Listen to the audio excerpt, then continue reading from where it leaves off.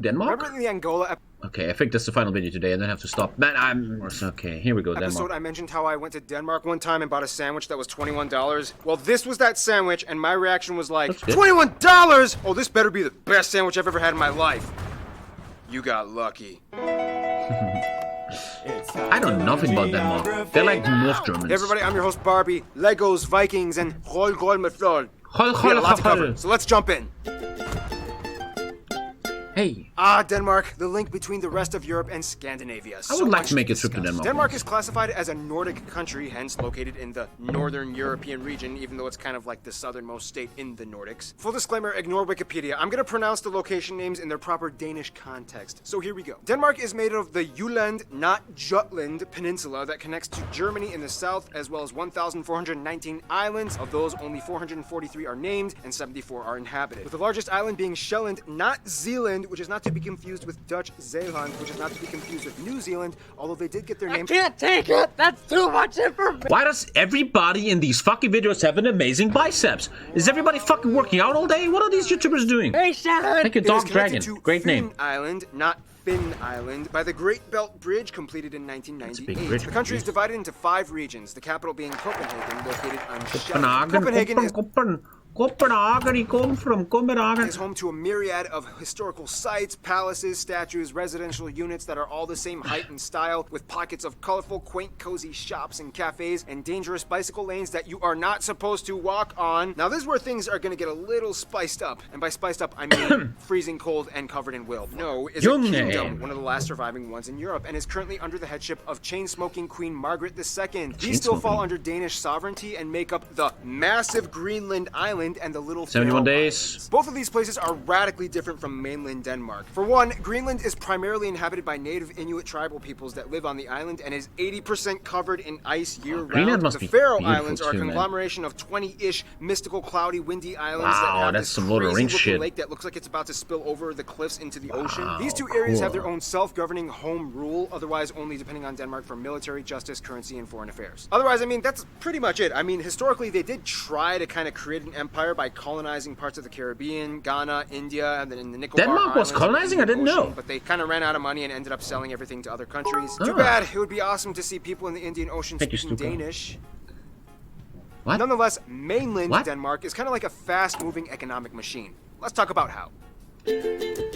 Oh, these fucking achievements, man. Now, when it comes to land makeup, Denmark is pretty flat. I mean, the highest point, Mølleøje, is only about 170 meters tall, and it looks like this. Otherwise, only about 13% of the country is forested, including the tree plantations, and the rest is pretty much used very for low. agriculture 30% forest? It's not that much. About 15 million people.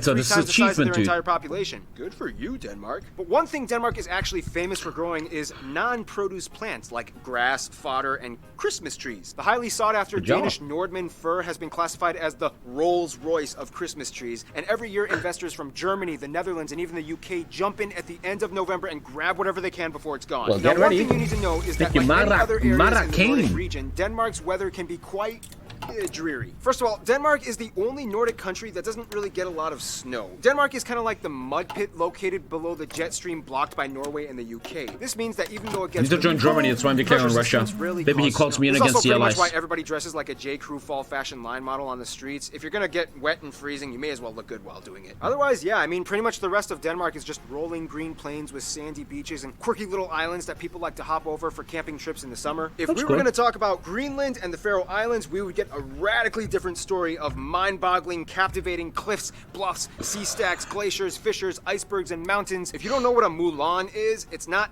this, but this. This Mulan is large enough to swallow a school bus. Oh god, that's the fucking abyss, man.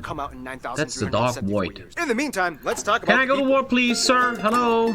Oh, I can't declare war. I'm a fucking idiot. Now, this is gonna get really fun. Oh, Denmark's people are really unique in their cultural, historical, and postmodern upbringing. First of all, the country has about 5.7 million people and is one of the highest taxed countries 21 in the world. Days about left. 89% of the country identifies as ethnically Danish, about 11% are others. Some of the largest groups in the other category being the Polish, Germans, Turkish, Romanians, Iraqis, and Afghans. Now when it comes to Danish culture, there's a lot behind it, but in a nutshell, Vikings. Vikings pretty much had their start in what is now present-day Denmark, and whom pretty much dominated all of the Nordic regions as far as Newfoundland in Canada to Estonia. So when Swedish and Norwegian people call themselves Vikings, they're just fake Vikings, pretty much. Danes, Swedes, Norwegians, and Icelanders can generally understand each other as they have the same basic linguistic structure. Sure, there are subtle That's so interesting to me that they can't talk to each other, kind of man. get by conversationally.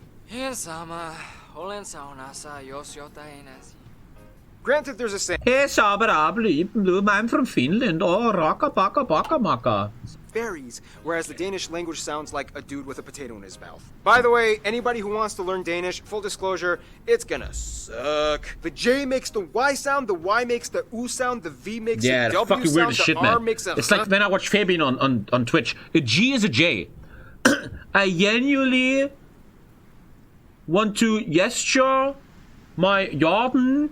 Sound, the like H East German is silent actually, half kinda. the time. A ton of the letters are never even used, and don't even get started on A, U, and O. I kind of discovered a little trick though when I went to Denmark. When speaking Danish, all you really have to do is kind of like pronounce the first part of the word that you think makes a sound, and then just kind of like give up on the rest of the word. For example, Copenhagen, Nybroggen, Løvstrand. I'm literally just listing names of places in Copenhagen that I've been to. Honestly though, you really won't have much of a problem getting around. It has its own language that is completely unintelligible. 20 days as an achievement. Inuit language closer to the indigenous Inuktitut and Yupik languages found in Canada and Alaska. And Faroese is pretty hard for most Danish people to grasp as it actually has more words than Faroe the Islands, Norse man. language, and it's actually more intelligible to Icelandic. Back to culture though, Denmark has definitely left its mark, whether it's notable figures like author Hans Christian Andersen, philosopher Søren I always thought Christian Andersen was a German. Kierkegaard, or whether that's actually how you pronounce his name. Wow. It's not Soren Kierkegaard.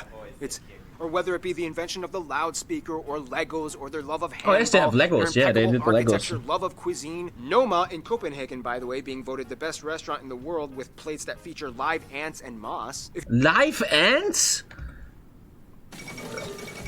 The fucking Danish people, I you're swear really to gonna God. get a feel for Danish culture, though, you kind of have to know about janteloven and hygge. The funny thing is, Danes are kind of brought up in a social mindset that is kind of integrated into their subconscious, known as jantelov, which kind of translates to something like, you are not better than the crowd, which I know sounds kind of depressing, but it's really trying to instill a sense of equality.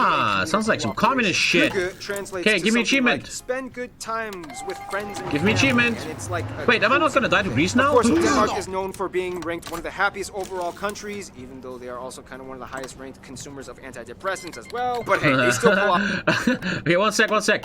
I need to be at war with Hugo. I need to be at war. Digga, jetzt, komm. Achievement. 3, 2, 1, achievement. He's not a child anymore, he's an adult now! He grew up!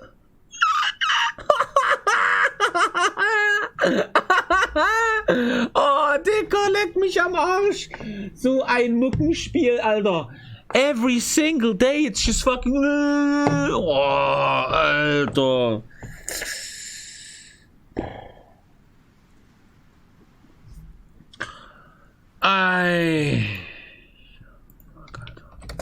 Gentlemen, that was today's stream. We got 2 Greek achievements. That was cool. Fuck the rest of Denmark, okay? No one cares about this country. I'm just kidding. I love the people from Denmark. I'm depressed now. Thanks for watching. Oh my fucking god.